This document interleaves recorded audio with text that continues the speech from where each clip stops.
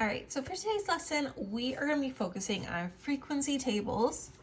So a frequency table is a representation of how many times the data occurs. Like basically we have a table, we have columns, we got rows, and they kind of show us like a number of how many times like something occurs. Like it was rainy 72 times in San Francisco.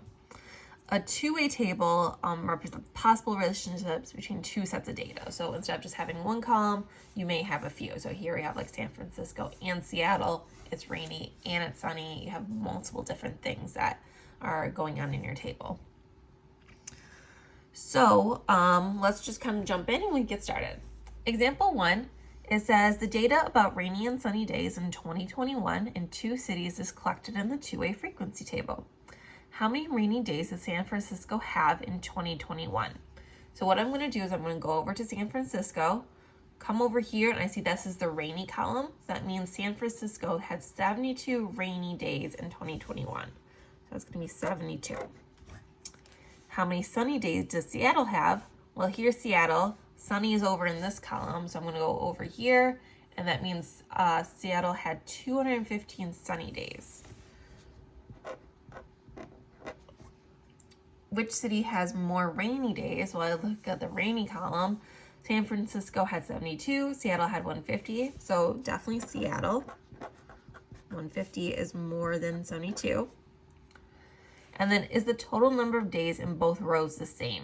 So if I look at my rows are going sideways.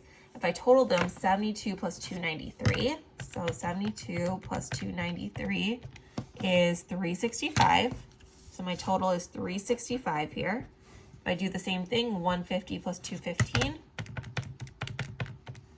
that's going to be 365, which makes sense. There's 365 days in the year. So yeah, they tested just a whole year in both, and then we got the same number of days. So yes, both rows have 365 days. Next one, an ice cream store wanted to know whether the customers who chose to eat vanilla ice cream were more likely to choose a cup instead of a cone than those who ordered chocolate ice cream.